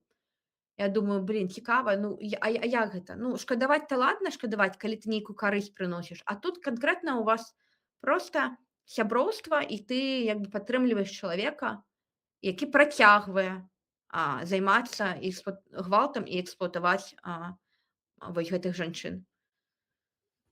Вось, для мяне гэта вось Чомскі было таксама расчараванне, але трэба пачытаць яшчэ, можа, гэта сяброўства з Эпштейнам, гэта не самае галоўнае расчараванне, якое мяне чакае. Але кнігі ўсё роўна раю яго, як працуе свет. Вось гэта кніжка, любую яго кніжку можна ўзяць, там яны ўсе такія кранальныя, трэба змагацца за справядлівасць. Мяне, прынамсі, яны неяк так думкі ўставілі. Я яшчэ хацела памеркаваць узгадкі пра Трампа і пра Пуціна. Пуціна напрыканцы я ставлю, калі мы там будзем разважаем, на каго ж такі працаваў Эпштейн. Вось. А пра Трампа, карацей, сапраўды ліставанняў з Трампам нема там, але ёсць шматлікія anonymous tips. Это такія, калі людзі тэлефанавалі, я ўжо казала, там нейкія паказанні людзей. Вось. Ну і невядома, ці яны праўдзівыя, што там ФБР ці іх даследавала і сказалі, што гэта неправда, ці праўда, мы не ведаем. Я проста хачу зачытаць некаторыя з іх, што там ёсць. І з таго, што вядома, вось падумайце, вось чалавек, ці праўда, ці неправда пра чалавека, які быў асуджаны за сексуальны аб'юз, і гэта ўжо пацверджаны факт журналісткі. І у апраўданні ён сказаў: ой, падумаеш, я просто grab her by the pussy, там за вагіну патрогаў, уже придумала, яна там это разверашчалася, ён сказаў. Увогуле жанчыны любяць гвалт. Это ёсць такое прям яго выразка з яго інтэрв'ю. Ён сказаў: ну не ўсе, но большасць любяць, калі іх аб'юзяць. Так што все нормально там, нехай она не придумляе уже. She said it was sexy, didn't she? It was very sexy to be raped. Didn't she say that? So, sir, I just want to confirm, it's your testimony that E. Jean Carroll said that she loved being sexually assaulted by you? And when you're a star, they let you do it. You can do anything. Grab them by the pussy. You can do anything. That's what you said, correct? Well, historically, that's true with stars. It's true with stars that they can grab women by the Well, that's what it's. If you look over the last million years, I guess that's been largely true. Not always, but largely true. Мне вось зараз ажно калоціць вось ад гэтай фразы, што вось у культуры настолькі вось сидзець гэты патрыархат, што яны як нармалёвы аргумент кажуць, што ў адказ на паказанні жанчыны самой, што ёй не падабаецца, яна гатова ў сутнасці, што ты падманваеш, табе гэта падабалася, ты згадзілася. Вось настолькі гэта аргументы як бы непараўнальныя, і ўсё роўна нейкім чынам жанчыны не чуюць. Слухаць вось гэту бязглуздзіцу ад таго мужчыны, які вось зверху гэта кажа. Ну як вось можна ігнараваць столькі і такую бязглуздзіцу казаць, і гэта нехта слухае і верыць. І галасуе за гэта чалавека. Вось, 2 разы прычым. Ці 3 там той яшчэ раз, калі ён прайграў, хто ж за яго галасаваў, таксама ўсё роўна. Ну так яшчэ ёсць Трамп і Эпштейн былі суседамі ў Флорыдзе на Пам-Біч, і супрацоўнікі яго Пам-Біч маёнтка, якія там працавалі, хто там абслугоўваючы вось гэты персанал, давалі звесткі, што тыя дзяўчыны, якія працавалі ў Трампа, там яны прыбіральшчыцы былі ці хтосьці, ён іх адпраўляў потым да Эпштейна, яны шлі на гэтыя масажы, і гэта ёсць сведкі гэтых людзей. Нават тая самая вядомая Так, Вірджынія Джірафе, яна вось забіла сябе. яна якраз такі працавала ў Трампа, калі было 17 гадоў, і яна потым пашла там па сувязях, і Эпштейн пераманіў сябе да гэтага. А яшчэ таксама вядома, што Трамп жа займаўся гэтымі pageant contest, прыгажосці конкурсамі, і там Эпштейн таксама гэтых дзяўчын збіраў. Вось, ну гэта такая перадгісторыя. Яшчэ таксама ёсць інтэрв'ю, я глядзела з мадэллю. У 90-х яна была мадэллю амерыканскай, яна была дзяўчынай Эпштейна ў 90-х, і яна казала, што калі яны тусаваліся з Трампам, Трамп яе хапаў, там мяў яе за цыцкі і ўсё гэтак далей, і нават калі ёй не падабалася, ну тыпу, ён лічыў, што гэта нармалёва. Дык вось, да звестак. Гэта проста ізноў, мы не ведаем, праўда, неправда, паказанні. Адна жанчына патэлефанавала і сказала, што яе сяброўка распавядала, што 35 гадоў таму у Нью-Джерсі, калі ёй было 13-14 гадоў, Трамп яе прымусіў да аральнага сэксу, і калі яна яго ўкусіла, ён яе ударыў. Таксама яна аб'юзілася Эпштейнам. Наступнае. Вось гэта дзіч. Дональд Трамп рабіў свае ці вечарыны ў Мар-Лага, якія называліся Calendar Girls. І Джефрі Эпштейн непаўгадовых дзяўчын, і яны там разыгрывалі на аўкцыёне іх, тыпу прадавалі камусьці. Дарэчы, ёсць у файлах Эпштейна фотаздымак з вялікім чэкам з подпісам Трампа, што яны там нейкую жанчыну прадалі. Ну то бок гэта вось магчыма нават была. Ён казаў, што там госці былі на гэтых вечарынах, і Ілон Маск, і дзеці нават Трампа там былі. Вось. Наступнае, што у 1984 году нейкая жанчына зацяжарыла, дзяўчынка зацяжарыла, бы 13 гадоў, яе таксама суцэнёрам быў яе дзядзька, і калі яна нарадзіла дзіця, то гэта дзіця забіў, і пры гэтым прысутнічаў Дональд Трамп. Ну, то бок ён быў сведкам гэтага. Воля, гэта ў дакументах, якія былі рэлізнуты, была Да, гэта дакументы з паліцыі, у якіх проста вось anonymous tips, што людзі казалі, вось гэтыя тэлефанавалі ці прыходзілі паліцэйскім факты давалі. Яшчэ адзін факт, што ў Каліфорніі ў Трампа быў гольф-клуб, дзе таксама яны там занімаліся секс-трафікінгам у 94 95 96 і па сведках дзяўчына распавядала, што некаторыя дзяўчыны прападалі, іх забівалі і харанілі прам ну, закопвалі на том гольф-клубе. Это вообще крыповае.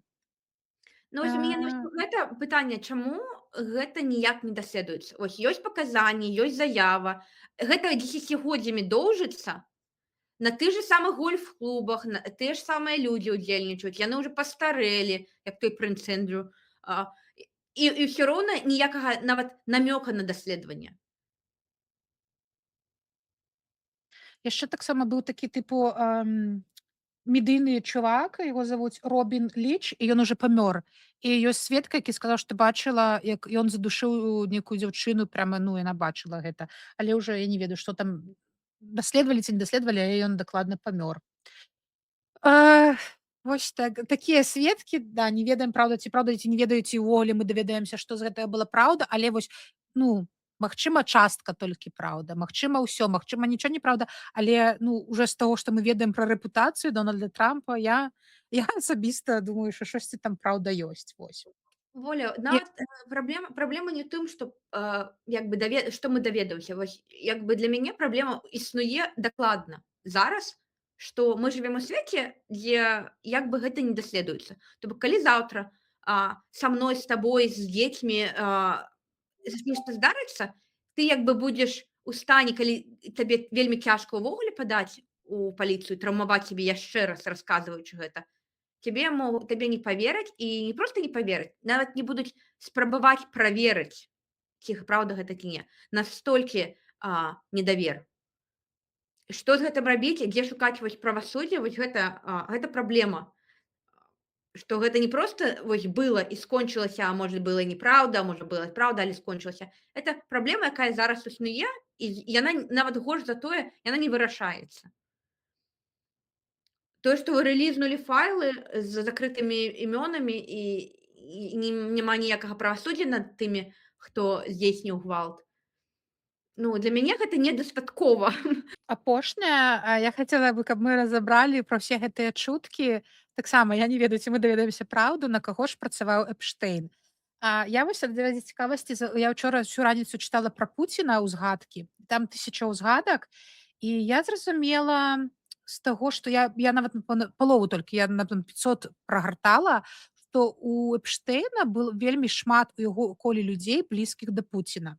Там вельмі шмат узгадваецца, што ён збіраўся сустракацца з Пуцінам, невядома, сабраўся ці не, ён збіраўся паехаць у Расею.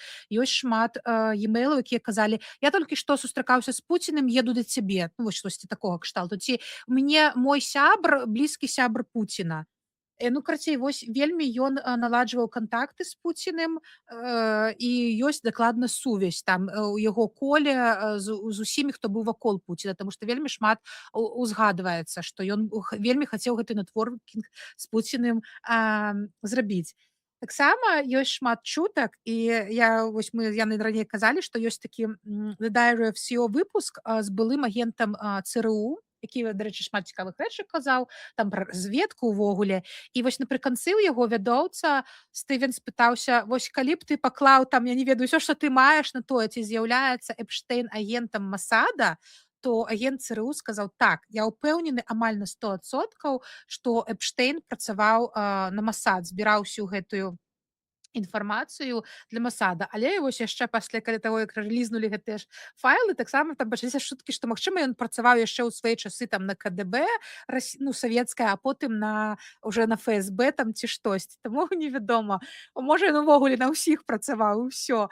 Але яму такія рэчы людзі пісалі таксама пра Пуціна. Хтосьці там пісаў наоборот, што вось я блізкі да Пуціна, давай супрацоўнічаць там ці пра Трампа штосьці. Яму шмат пісаў Стівен Беннан, гэта дарацца Трампа, а хтосьці пісаў, там няма імён, напрыклад, што Трамп нацы, фашыст, я вось там таксама сторыс выкладала, што яшчэ ў першае прэзідэнцтва я не ведаю, як жыць, антысемітызм працвітае, свасціка паўсюль і Амерыка ператвараецца ў нейкую нацысцкую краіну, штосьці такое. І шмат было хто пісаў, там скардзіўся яму, як жыць пры Трампе і пры гэтым урадзе.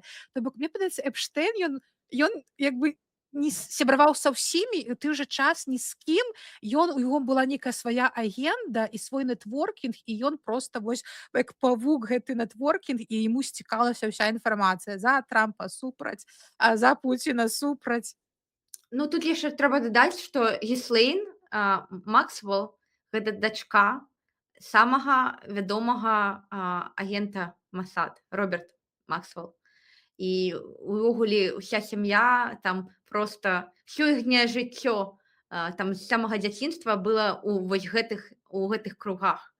Таму, гледзячы на тое, што Эпштэйн сам габрэй, гледзячы на тое, што ў яго там сувязі з прэм'ер-міністрам Ізраіля вельмі, і там шмат перапісак, я забылася, як яго завуць. Ну, там... Эхуд Барак? Так. Я не ведаю, вось з гэтымі агенцкімі справамі гэта таксама нейкае раскрыццё, што так бывае, ёсць нейкі паралельны сусвет, вось паралельны вось нам, звычайным людзям, ёсць сусвет, дзе людзі ад жыру бесяцца, яны не ведаюць, што рабіць, апроч як арганізаваць прытон малалетніх і са ўсяго света прывозіць туды дзяўчыны і рабіць нейкія даследаванні. А яшчэ ёсць сусвет, вось, дзе ёсць нейкія назіранне за ўсімі і ўсім, вось гэтымі агентамі, гэтымі арганізацыямі на карысць вось дзяржавам. Гэта я не ведаю. Напэўна, вельмі наіўны ў мяне позірк на гэта, што вось мы насамрэч жывем у свеце, дзе за ўсім назіраюць. За ўсімі назіраюць і проста кагосьці чапаюць, калі яны дасягаюць пэўнай важнасці, а кагосьці не чапаюць, жывіце, нікому вы нічога не скажаце, не дакажаце, вас увогуле не слухаюць, як тых дзяўчын. Так што вас чапаць, што за вамі назіраць. Але вось ёсць гэтая surveillance. Вось, дарэчы, гэта цікавы агент ЦРУ, мы ўжо на іншую гутарку перайшлі, мне падаецца цікава. Ён казаў, што там тэорыя 3 crimes a day, што кожны чалавек за сваё жыццё шмат такіх мелкіх парушэнняў робіць, і нават не ведаючы, таму што там закон і ўсё. І калі захоча ЦРУ, ФБР, урад вас зачыніць, это будзе вось так лёгка гэта зрабіць, яны хуценька назбіраюць. Калі не захочуць, яны праз тэлевізар вас будуць праслухоўваць, то бок сетка насамрэч паўсюль. А яшчэ цікава вось пра тых у іншым сусвеце. Я думала, такое бывае толькі ў фільмах. Пра вось гэты Sleepy Agents. Я менавіта вось як у кіно, я чытаю гэтыя файлы, і мне хочацца сябе ўшчыпнуць. Яна, ты нейкія канспіратыўныя тэорыі чытаеш? Што гэта за дурасць? А потым стоп. Я на афіцыйным сайце сижу. Я як бы увогуле ў медыа не заглядала. Я думаю, я вось як той дурань прайдуся па файлах і складу сваё меркаванне. І думаю, няўжо гэта праўда? Няўжо я гэта чытаю і гэта ніяк не даследавалася? Вось як кіно. Просто вось вся гэта гісторыя, гэта як кіно. Вось я пра гэты Sleepy Agents, я вообще думала, што такое кіно бывае. Ён распавядаў, што асабліва Расія так любіць рабіць. Яны беруць дзіцёнка двухгадовага, там зусім маленькага, селяць у яго такі горад пабудаваны, які пабудаваны цалкам як Амерыка. Там усё як амерыканская культура, і выхоўваюць іх як амерыканцаў. У іх ангельская без акцэнта. Яны разумеюць амерыканскую культуру, наглядаюць толькі амерыканскае тэлебачанне. Потым, калі ўжо гэты дзіцёнак вырастае, дарослы, ён цалкам амерыканец, але ён brainwash, з расійскай прапаганды, працуе на Расію. Яны яго селяць у універсітэт, адпраўляюць у Амерыку. Той чалавек, ці жанчына, ці мужчына жыве там, заводзяць сем'і і могуць жыць гадамі, дзесяцігоддзямі, пакуль ім аднойчы не патэлефануе ўжо ФСБ зарашнія, там, ці ў савецкія часы КГБ, і скажа, трэба забіць вось гэтага чалавека, ці трэба вось зрабіць тое. І той чалавек ідзе і робіць. І нейкая дзіч з фільмаў, не ведаю, вось гэты агент ЦРУ распавядаў. Ён, конечно, сказаў, Амерыка так не робіць, так робіць вось больш за ўсё Расія, але зразумела, што пра Амерыку ён не можа шмат секрэтаў распавядаць. Гучыць жудасна, што больш за ўсё так робіць Расія, то бок іншыя таксама робяць, проста не менш. Это вось як бы зусім не супакайвае. Да, ён яшчэ ўзгадваў пра што самае крыважаднае і што ён бачыў разведка гэта разведка Ізраіля, таму што ім забіць чалавека яны не будуць там як я не ведаю нават расейскія агенты яго таго выслежваць чалавека штосьці там ноччу падкрадацца і забіваць яны просто ўзарвуць цэлы будынак з усімі людзьмі і не будуць парыцца тыпу ім трэба забіць аднаго чалавека ўзрываюць будынак это людзі якім усё роўна don't care ўсё роўна якімі метадамі дабыцца сваёй мэты і яны больш за ўсё у іх агентаў яны вельмі любяць вербаваць усіх на сваім пуці як бы шляху паўсюль яны паўсюль праслушкі суваюць ну карацей ён вось такое распавядаў таксама пра Масад. Ну вось, Оля, скажы, что самое для цябе было уражлівае?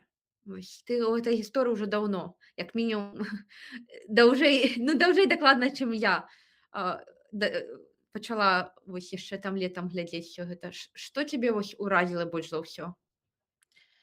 Узровень несправядлівасці, што людзі, якія дакладна ўсе гэтыя мільярдэры, узровень уседазволенасці завязаныя на гэтым, яны робяць што хочуць, яны не атрымоўваюць ніякага пакарання, расследавання.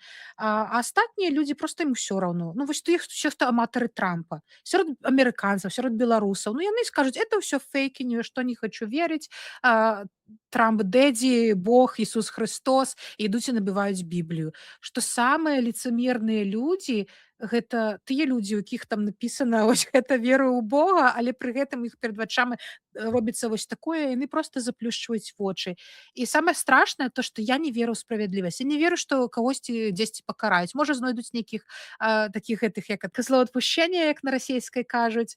Вось і ўсё. Тое самае, як сёння учора Трамп апублікаваў расійскае відэа, там, дзе Барак Абама і Мішэль Абама малпы, а ўжо сёння яны сказалі, дык гэта ж не Трамп, гэта нейкі там стафер, незразумелы, мы ўжо яго зволілі, ўсё ў парадку. Ну, тыпу, так і тут знойдуць на кагосьці можа спіхнуць, а можа ўвогуле нікога не пакараюць, як Трамп сказаў, усё закрыта справа, Эпштэйн памёр, нічого не ведаем. Але галоўнае пытанне, самае страшнае, вось такое, спрос застаўся, хто зараз замест Эпштэйна гэтым займаецца. Таму што са смерцю Эпштэйна педафілы не зніклі.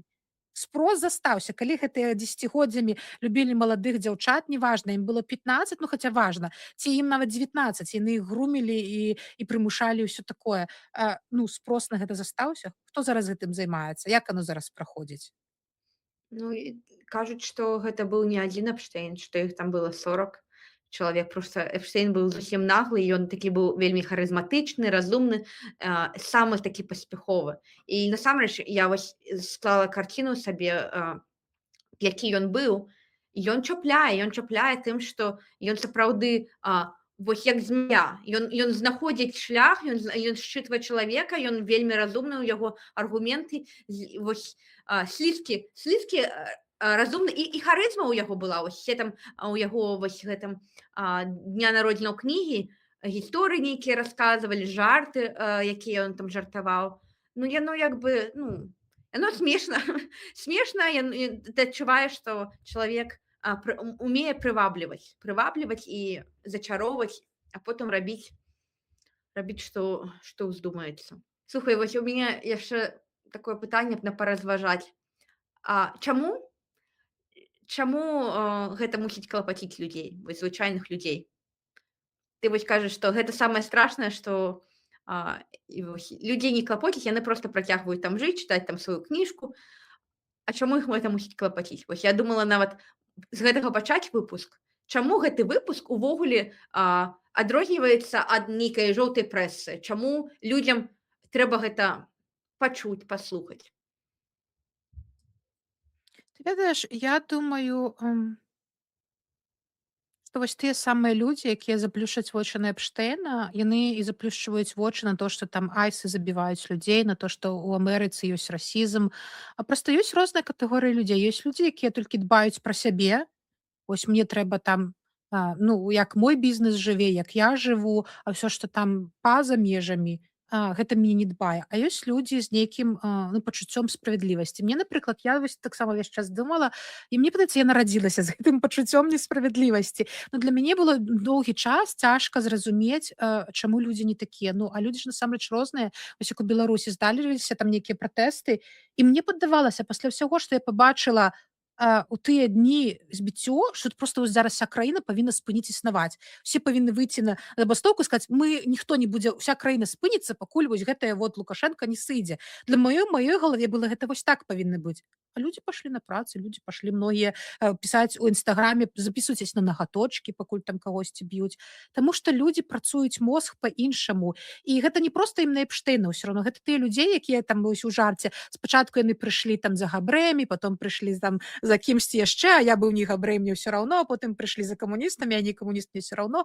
Вось такіх людзей шмат. І пакуль зараз у Амерыцы там нейкіх бедных дзяўчынак з бедных сямей, шмат што гэтых кансерватараў уже ж яны ж кажуць рэспубліканцаў: ну так не трэба, значыцца, цягацца, там сама вінаватая, ты вось нейкая прастытутка, то бок яны не ўляюць: а калі ты твая дачка? А моя дачка так не будзе, нас добрая сям'я, яна не цягаецца там увечары па вуліцах і не пойдзе там у гэтае ўсё.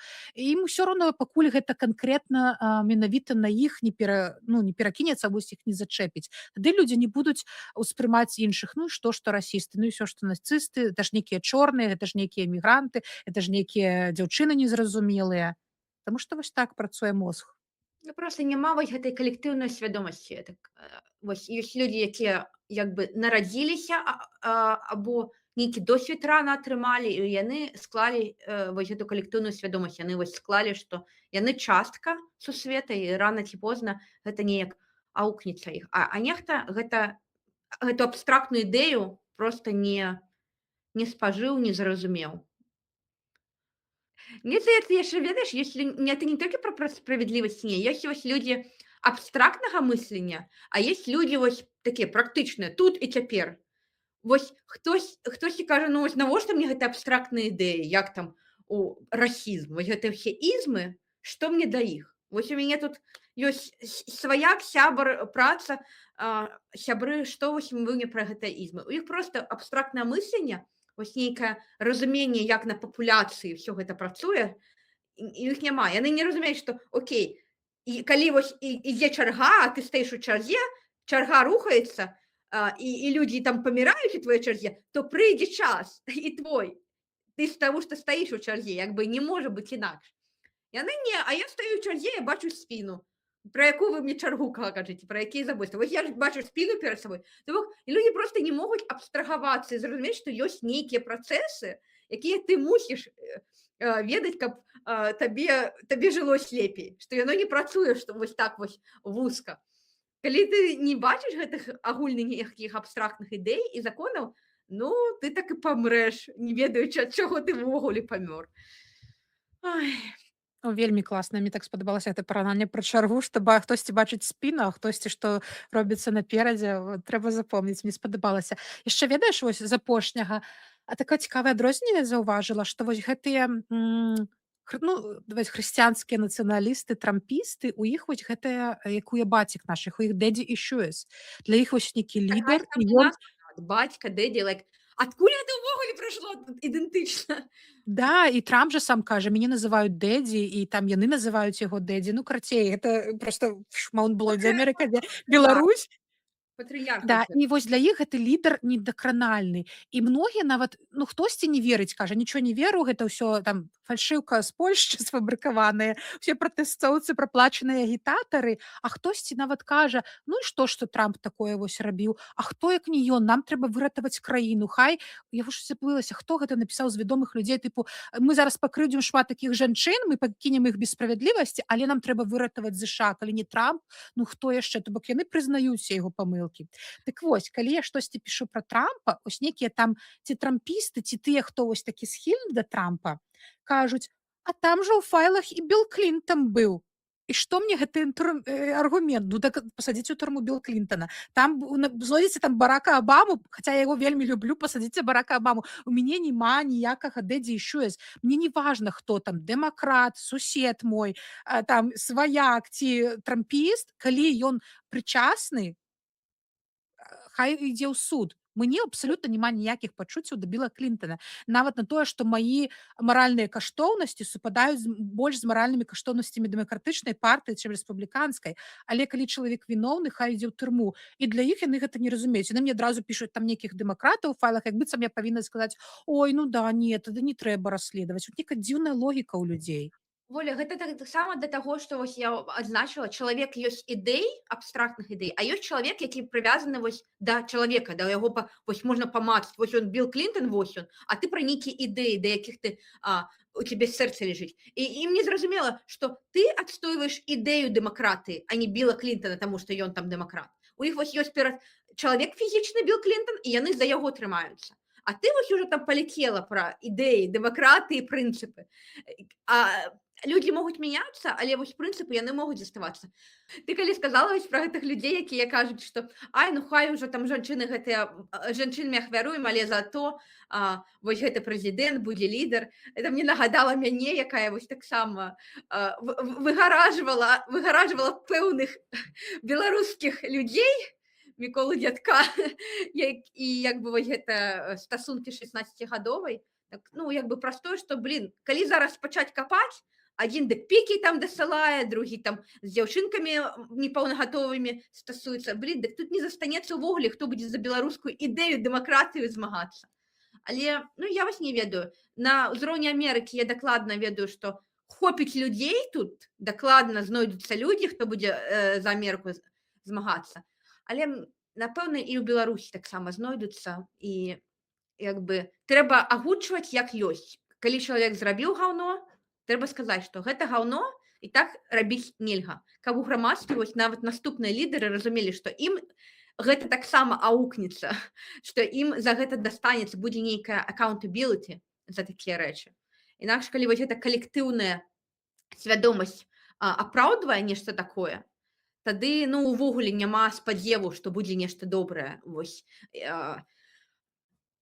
прынамсі, лепей ўсё ж такі ахвяраваць тымі, хто зрабіў насуперак вось гэтай справядлівасці і зрабіў нешта там недобрае, там даслаў пік, атрымай пакаранне, і больш так і не рабі, і хай ніхто не робіць.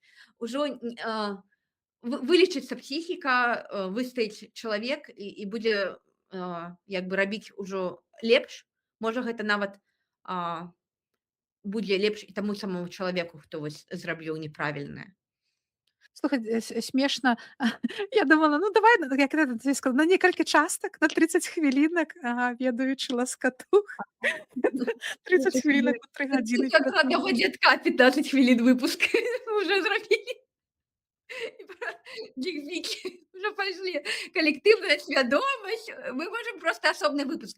А чаго праблемы ва ўсім свеце? Болей я на 15 хвілін разважаюць пра людзей ідэй, разважаю, чаму важна ведаць, што адбываецца ў свеце. Слухай, я так выгаварылася, дзякуй табе вялікі, што ты прапанавала гэтую гутарку. Мне падавалася, што мне няма чаго сказаць, таму я так падумала, мне там пра сувязь з Беларусю, а аказалася, што я столькі ўсяго начытала за гэты тыдзень, што мне ў галаве гэта інфармацыя сядзела, і я проста яе з душы. І так нават не зачытвала, вось так прыгожая беларуская мова лілася, і так без без просто ад душы. Всё. Скора вывучым 3 мільёна правілаў.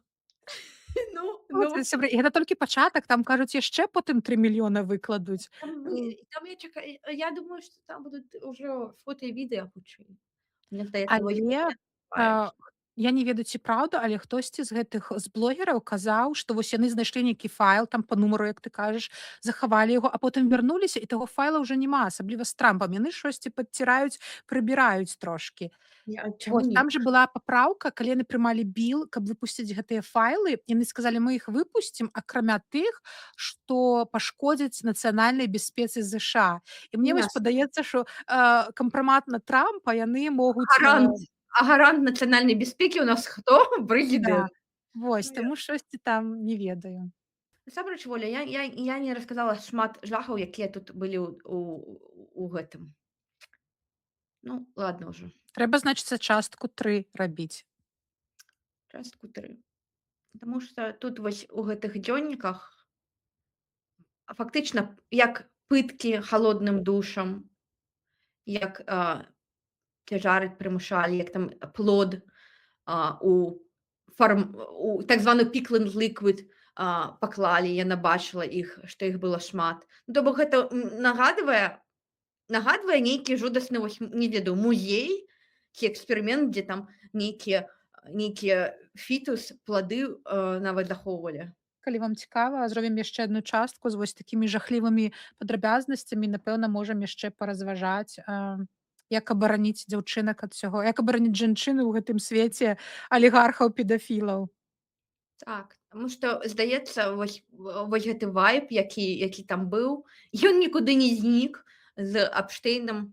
Это быў проста такая верхавінка айсберга, якую быццам бы прыкрылі, і то не факт, што прыкрылі, шмат чаго засталося. Сябры, чакаем ад вас падабаечак, падпіску, распаўсюджвайце, таму што сапраўды гэта вось першы такі беларускамоўны, там пісалі артыкулы пра Эпштэйна штосьці, але вось такі вялікі выпуск, мне падаецца, гэта эксклюзіў на ласкатуках на беларускай мове, калі так вось падрабязна разбіралі файлы Эпштэйна, таму райце сябрам, дзяліцеся, глядзіце і дзякую вам вялікі і будзем удзячныя. У нас ёсць баймі-кофі, калі там нам на каву скінеце штосьці. Мы намагаемся заўсёды даваць вам самую свежую інфармацыю, якой яшчэ не было не тое, што ў беларускамоўнай суполцы, нават у англійскай моўнай суполцы гэта свежак. Намагаемся вам дакладна расказваць без усялякай вады. Падтрымайце нас, падпішыцеся, калі ласка, на канал, каб заўсёды быць у курсе новых выпускаў.